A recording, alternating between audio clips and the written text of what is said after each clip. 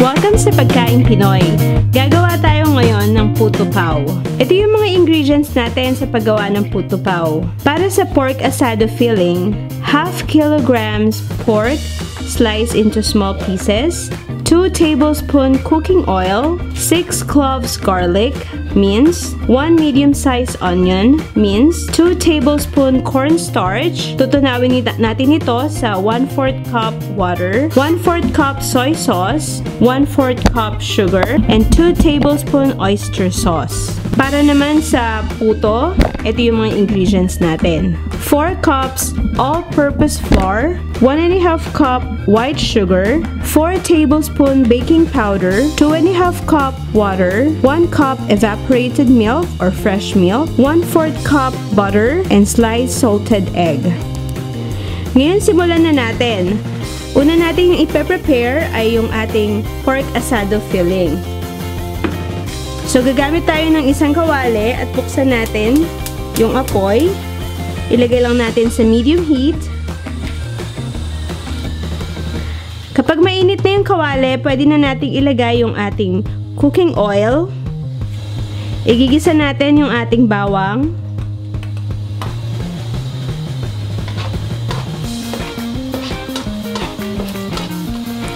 Susunod naman ay yung ating onion.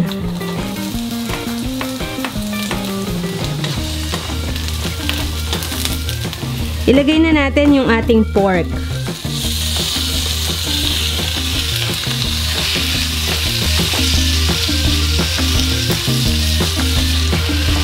Luto na yung ating karne, so pwede na nating ilagay itong ating soy sauce.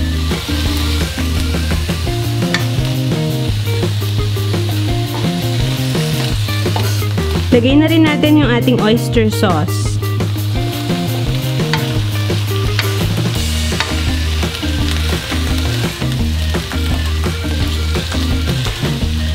Susunod naman ay yung ating brown sugar. Haluin lang natin para masigurado natin na natunaw maigi yung sugar. Hayaan lang natin itong kumulo for about 2 to 3 minutes. Lagyan natin ng konting salt.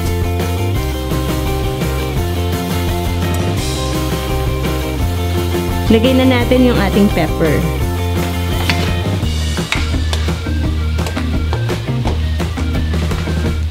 Habang pinakukuluan natin yan, tutunawin na natin yung ating cornstarch.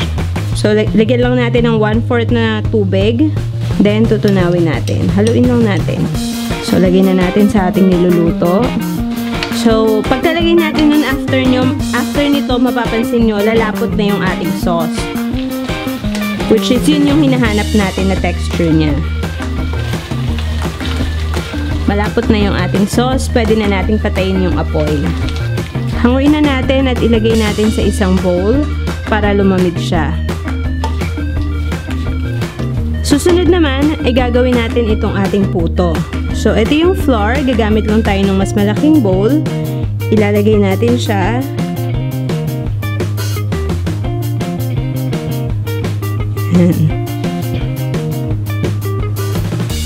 Next, ilagay natin yung ating baking powder.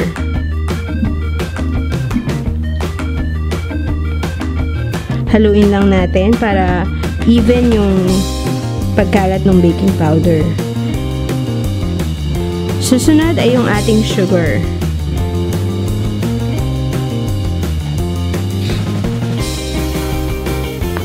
Next ingredients ay yung ating butter.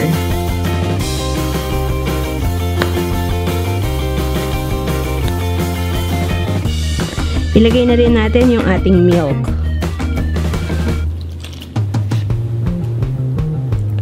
Lastly, ilagay na natin yung water.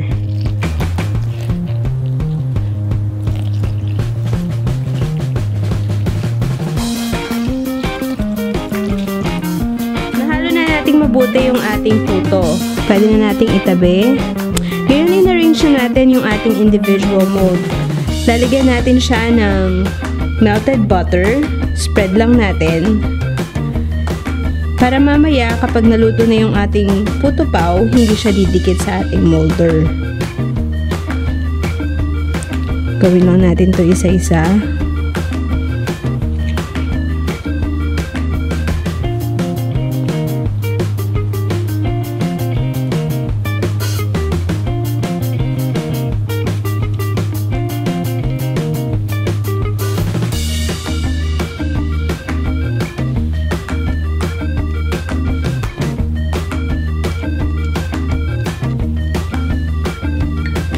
Okay, ngayon ilalagay na natin yung ating puto mixture.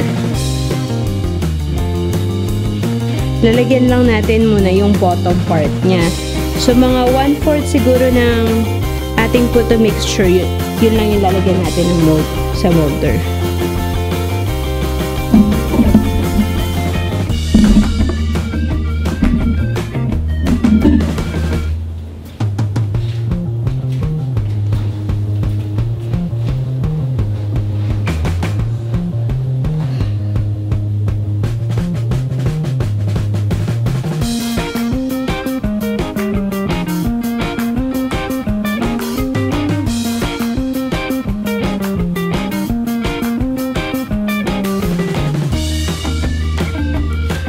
Next naman, ilalagyan na natin yung ating asado filling. So, depende sa inyo kung gaano karaming asado filling yung gusto nyong ilagay para sa puto.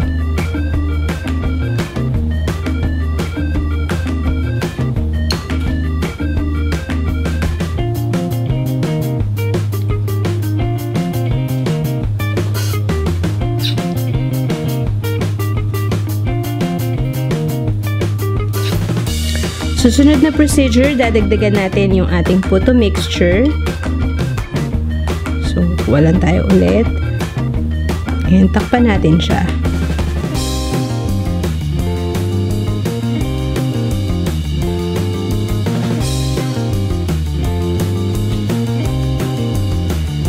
Next procedure, ilalagay na natin yung ating toppings. So, pwede kayong gumamit ng cheese or pwede rin naman itong salted egg. Ilagay natin siya sa ibabaw. Medyo maninipis lang kasi yung ibang salted egg talagang sobrang maalat.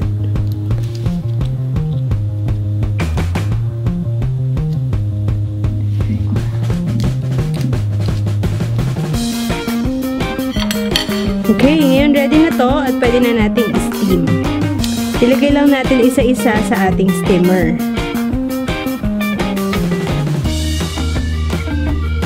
I-steam natin to for about 10 to 15 minutes. Depende kung gaano kalaki yung molder na ginagamit natin.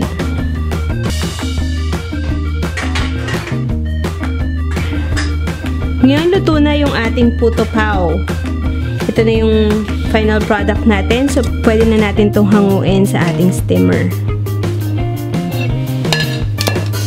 Palalamigin muna natin ito bago natin i-serve. Tanggalin na natin siya sa individual mold. So, i-push lang natin paloob. Dahan-dahanin lang natin.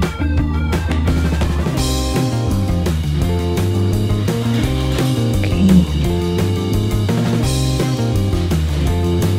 Ano siya?